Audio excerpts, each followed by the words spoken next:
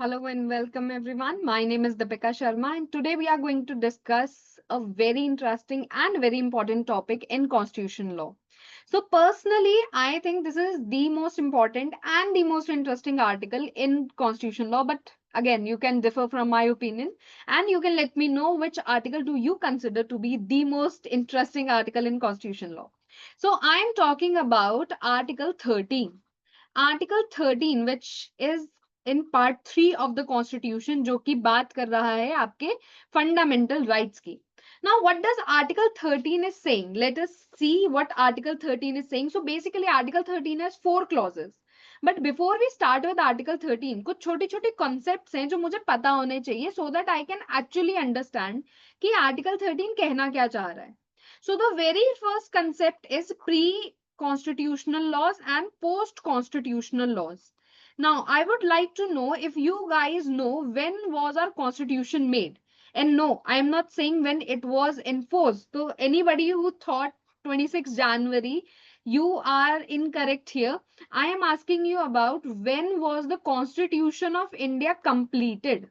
So are basically two dates which are related to the Constitution of India, date of completion and date of execution. मेरा constitution बन के खत्म हो गया था on 26 November 1949. Now, quick question to you guys. When did the works on the Indian Constitution started? Do let me know in the comment section. When was the work for Indian Constitution started? What was the exact date? And I need date, month and year, all three of them. So, Constitution बन के खत्म हो गया था 26 नवंबर 1949 को और execute हुआ था, implement हुआ था on 26 January 1950. We all know this is the Republic Day of India. Now, coming back to pre and post constitutional laws, imagine that we have a timeline, a number line of sorts. Now, we are only going to talk about very basic maths in my sessions because even I'm bad at very complex maths. So I'm here with you guys. We are going to talk about only basic maths. So एक number line के अंदर center में we have zero. Here we have positive numbers and here we have negative numbers. Similarly जो मेरी law की number line है, जो law की टाइम लाइन है, उसका सेंटर, उसका जीरो है 26 जनवरी 1950. अब जो आपके 26 जनवरी 1950 से पहले जितने भी लॉज बने हैं वो सारे हैं आपके प्री कॉन्स्टिट्यूशनल लॉज, कॉन्स्टिट्यूशन के बनने से पहले के लॉज.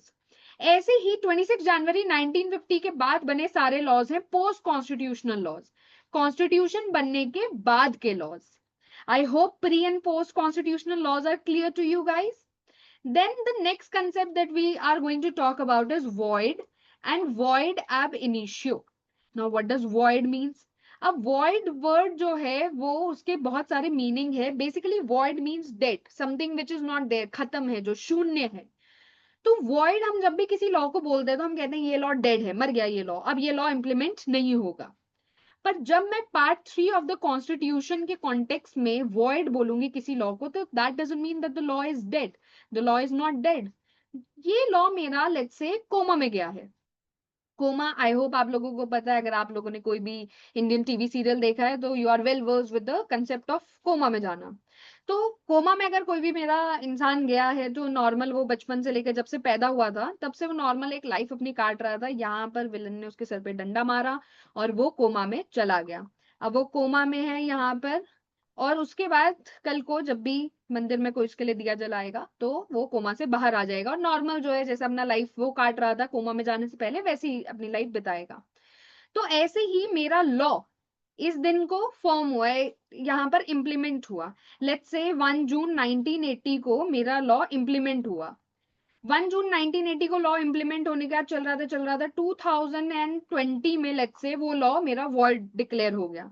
तो लॉ मेरा कोमा में चला गया. अब वो लॉ इम्प्लीमेंट नहीं हो पा रहा है कोर्ट में, कुछ नहीं है, ऐसे ही पड़ा हुआ है. बट लेट्स से 2025 में वो लॉ मेरा वापस से कोमा से बाहर आ गया, वॉइड अब नहीं रहा. तो अब मेरा लॉ वापस से जैसे 1 जून 1980 से 2020 तक वर्क कर रहा था वैसे ही 2025 के बाद से वर्क करेगा. ऐसे ही अगर हम बात करें void ab initio की, now initio sound similar, somewhat similar to initial. तो void ab initio कहता है कि जिस दिन से मेरा लॉ बना है तो लॉ अगर मेरा 1 जून 1980 को बना है, तो जिस दिन से मेरा लॉ बना है उस दिन से ही वो वॉइड हो जाएगा, डेड हो जाएगा। इस वॉइड एब इनिशियो का मतलब कोमा में जाना नहीं है, यहां पर हमारा कहना है कि वो लॉ मेरा डेड है। तो अगर 1 जून 1980 को लॉ बना, 2025 में वो डिक्लेयर हो गया कि वो डेड है, तो इसके बाद से तो वो डेड है ही, पर मैं कहूंगी क्योंकि ये वॉइड एब इनिशियो है, तो इनिशियल से ही ये लॉ मेरा डेड माना जाएगा, एज इफ कि लॉ कभी जिंदा था ही नहीं। इसे हम स्टिल बॉर्न लॉ बोलेंगे, जो कि मरा हुआ पैदा हुआ है। तो आपका ये लॉ शुरुआत से डेड हो जाता है, और जब मेरा कोई लॉ वॉइड होता है तो कोमा में जाता है। तो रिमेंबर दिस कंसेप्ट, वॉइड मतलब लॉ मेरा कोमा में गया है, और वॉइड एब इनिशियो मतलब लॉ मेरा शुरुआत से डेड है। Now, the last concept that we are going to learn before we start with Article 13 finally is force of law. Now, what is force of law? Now, anybody who has attended my class, they know that I do not believe in complex legal terminologies and definitions. I have very simple and oftentimes stupid definitions for terms.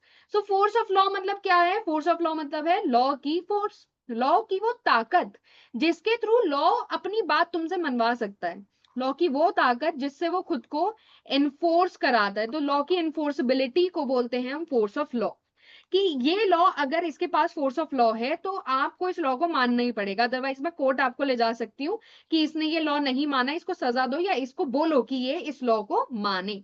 जैसे आपके और मेरे बीच में कोई contract हुआ और आपने contract पूरा करने से आप मना कर रहे हो, आप कह रहे हो अब मेरा मूड नहीं है कॉन्ट्रैक्ट फुलफिल करने का, तो मेरे कॉन्ट्रैक्ट एक्ट में लिखा हुआ है कि आपको फुलफिल करना पड़ेगा, अदरवाइज ब्रीच ऑफ कॉन्ट्रैक्ट होने पर आप मुझे कॉम्पनसेशन दो। अगर आप दोनों ही नहीं दे रहे, तो क्योंकि इस लॉ के पास फोर्स ऑफ लॉ है, तो मैं इसे एनफोर्स कराने के लिए कोर्ट के पास जा सकती हूँ, कह सकती हूँ कि ये लॉ को ये व्यक्ति नहीं मान रहा है, आप इसे बोलिए इस लॉ को मानने के लिए। That is my force of law. Again, I hope that this concept is clear to you guys. Now, let us start with Article 13 finally. So, when we talk about Article 13 Clause 1, like I said, it has 4 clauses. Article 13 Clause 1 के 5 बहुत important जो हैं pointers हैं. Count with me. First, मैं कह रही हूँ कि there is a pre-constitutional law. ठीक है, कोई pre-constitutional law है. I'm going to write the short form. Pre-constitutional law है. उस प्री कॉन्स्टिट्यूशनल लॉ के पास फोर्स ऑफ लॉ है, ठीक है, वो एनफोर्स हो रहा है आज भी, वो लॉ मेरा वॉइड हो जाएगा। अरे वॉइड क्यों हो गया लॉ मेरा? भाई लॉ मेरा वॉइड इसलिए हुआ था क्योंकि वो कॉन्ट्राडिक्ट कर रहा है विद द फंडामेंटल राइट्स। ठीक है, कॉन्ट्राडिक्ट कर रहा है फंडामेंटल राइट्स को, मेरे फंडामेंटल राइट्स को वायलेट कर रहा है, उनके अगेंस्ट जा रहा है। फंडामेंटल राइट कह रहा है इक्वालिटी होनी चाहिए और ये कह रहा है कि मैं डिस्क्रिमिनेशन करूंगा, तो कॉन्ट्राडिक्ट कर रहा है फंडामेंटल राइट्स को। तो कितना पोर्शन वॉइड होगा? भाई मान लो मेरी फैमिली में 10 लोग हैं, इन 10 में से किन्हीं 2 के सर पर डंडा मारा गया और ये कोमा में चले गए, तो सिर्फ ये 2 कोमा में गए ना, बाकी 8 तो अभी भी नॉर्मल ही है। सिमिलरली अगर मेरे लॉ में 10 सेक्शन है और 10 में से 2 सेक्शन मेरे वॉइड है, तो सिर्फ ये 2 सेक्शन मेरे वॉइड माने जाएंगे, बाकी 8 section as it is work करेंगे। तो मेरा कितना पोर्शन वॉइड होगा? टू द एक्सटेंट जितना कॉन्ट्रडिक्ट कर रहा है उतना ही मेरा पोर्शन वॉइड होगा। ठीक है, पूरा लॉ वॉइड नहीं होगा, सिर्फ जितना पोर्शन कॉन्ट्रडिक्ट कर रहा है सिर्फ उतना ही पोर्शन मेरा वॉइड माना जाएगा। ठीक है, अगेन पांचों चीजें क्विकली रिवाइज करते हैं। प्री कॉन्स्टिट्यूशनल लॉ है, फोर्स ऑफ लॉ है, वॉइड हो जाएगा। क्यों वॉइड होगा? फंडामेंटल राइट्स को वॉयलेट कर रहा है। कितना आपका ये लॉ वॉइड होगा? जितना वॉयलेट कर रहा है सिर्फ उतना, to the extent. Okay, let us move to clause 2. Now, clause 2 of the Article 13 of the Constitution, what does this clause say? First of all, let me ask you, if I were to say that tomorrow bring lunch for me, मुझे कुछ खाना खाने का मन कर रहा है, कुछ टेस्टी सा मेरे लिए लेकर आना, और नेक्स्ट डे लेट्स से तुम लोग मेरे लिए राजमा चावल लेकर आए, एंड आई से कि अरे मैं तो बस राजमा चावल नहीं खाती, मैं राजमा चावल छोड़ के सब खा लेती हूँ, कद्दू तोरी टिंडा घिया, this is a lie, but anyways मैं सब कुछ खा लेती हूँ राजमा चावल को छोड़कर। अब तुम नेक्स्ट डे मेरे लिए अगर दोबारा लंच लेकर आओगे, तो एक ऑब्वियस ही चीज है कि राजमा चावल तो नहीं लेकर आओगे। अब तुम्हें पता लग गया है ना कि मैम राजमा चावल नहीं खाती है, तो इनके लिए नहीं लेकर आएंगे हम राजमा चावल। तो मेरा जो कॉन्स्टिट्यूशन है वो प्री कॉन्स्टिट्यूशनल लॉ के बाद आया, that is why they are pre constitutional laws, right. Britishers के एरा में कोई भी लॉ बना उसके बाद कॉन्स्टिट्यूशन आया है। तो इट इज अंडरस्टैंडेबल कि उन लॉज के साथ मेरा कॉन्स्टिट्यूशन कॉन्ट्रडिक्ट कर रहा है, and since my constitution is supreme, ये लॉज मेरे वॉइड हो रहे हैं। बट अब तो कॉन्स्टिट्यूशन आ गया है, अब तो आपको पता है फंडामेंटल राइट्स क्या है। तो अब मैं कह रही हूं कि आप ऐसा लॉ बनाओ ही नहीं जो किसी के राइट्स को वॉयलेट करे, राइट।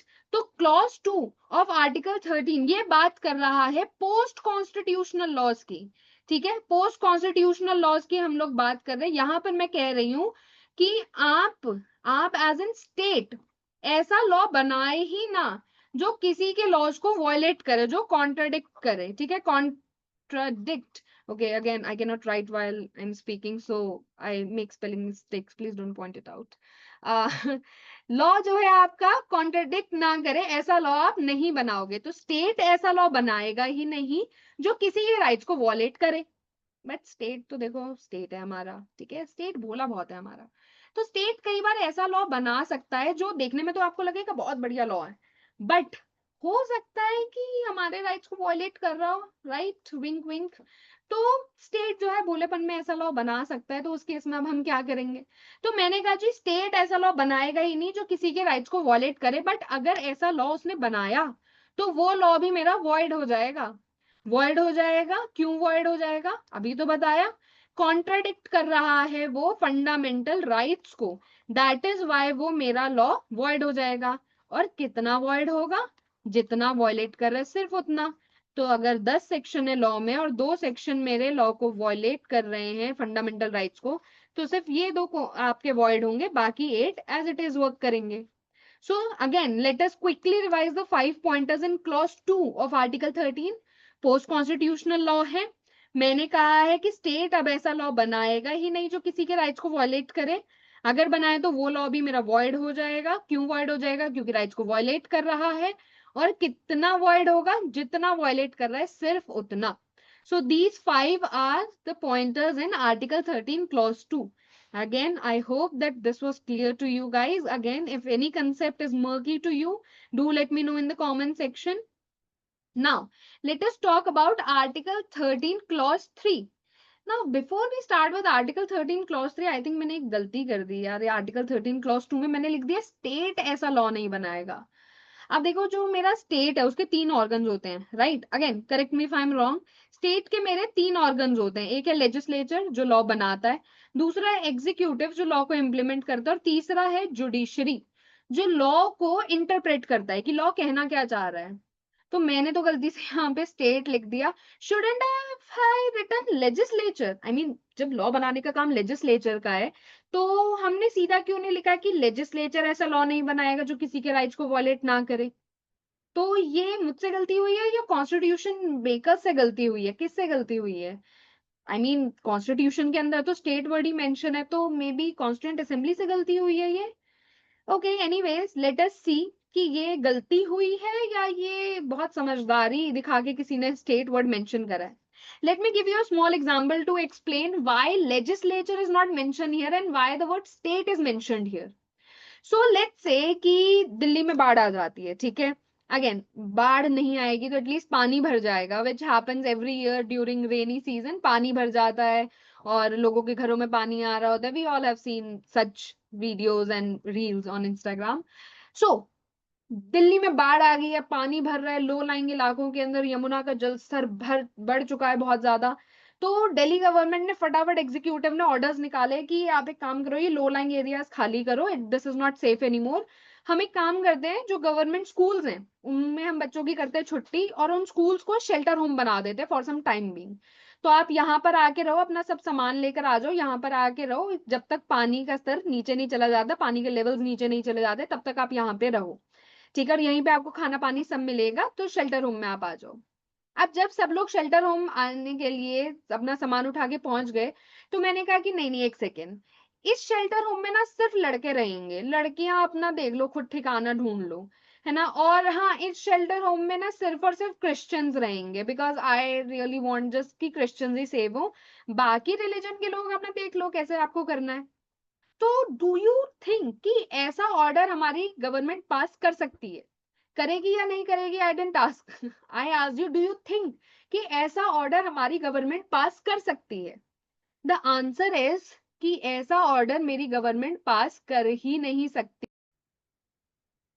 ऐसा ऑर्डर मेरी गवर्नमेंट चाह के भी नहीं पास कर सकती। क्यों नहीं पास कर सकती? क्योंकि सुनने में ही गलत लग रहा है, सुनने में ही लग रहा है कि अरे आप तो डिस्क्रिमिनेशन कर रहे हो on the basis of gender या on the basis of religion, जो कि आर्टिकल 14 और 15 का वॉयलेशन है।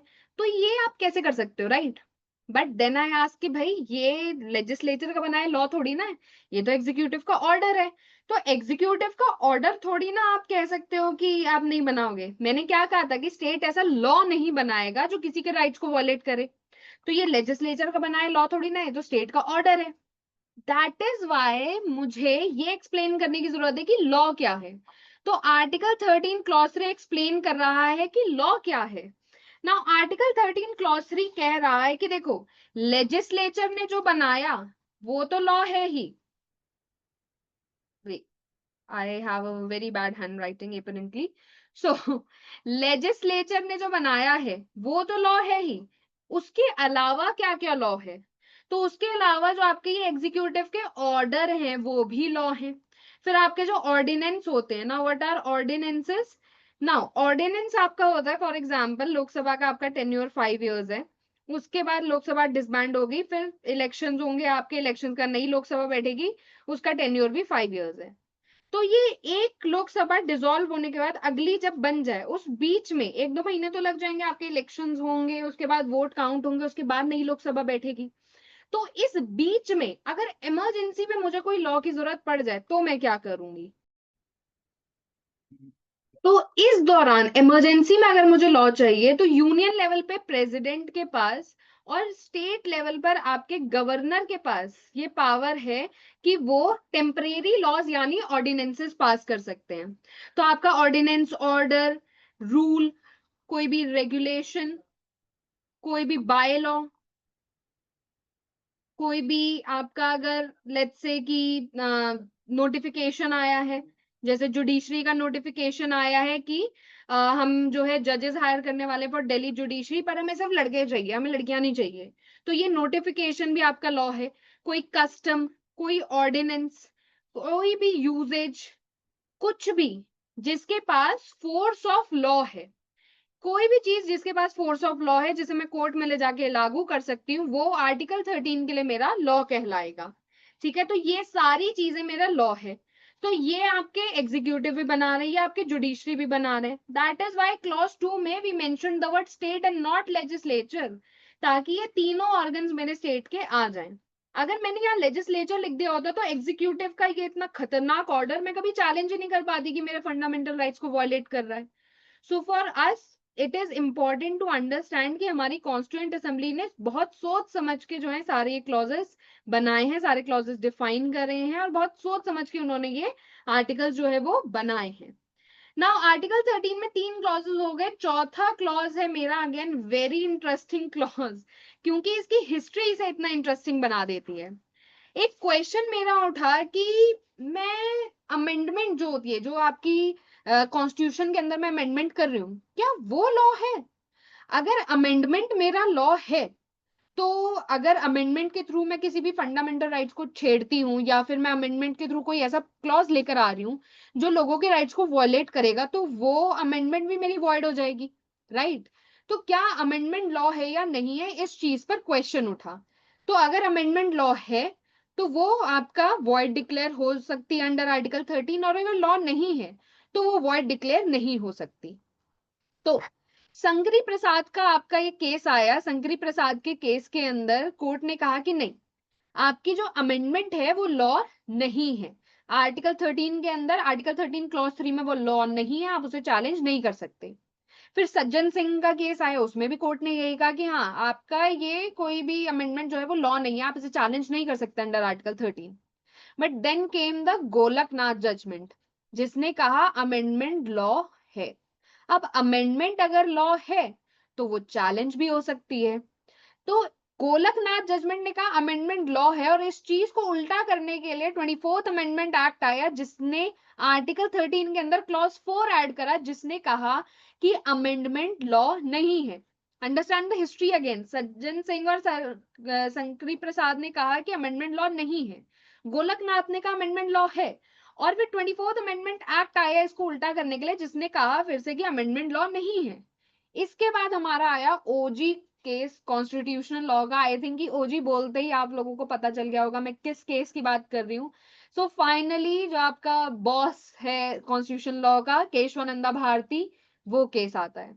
अब केशवानंदा भारती बीइंग केशवानंदा भारती, उसने कहा कि देखो अमेंडमेंट लॉ नहीं है, पर आपने अगर कॉन्स्टिट्यूशन को ऐसे अमेंड करना चाहा कि कॉन्स्टिट्यूशन का जो बेसिक स्ट्रक्चर है, जो एक बुनियादी ढांचा है जिसपे कॉन्स्टिट्यूशन टिका हुआ है मेरा, अगर आपने उसे चेंज करना चाहा तो आप नहीं कर सकते, तो मैं उस अमेंडमेंट को वॉइड डिक्लेयर कर सकता हूं।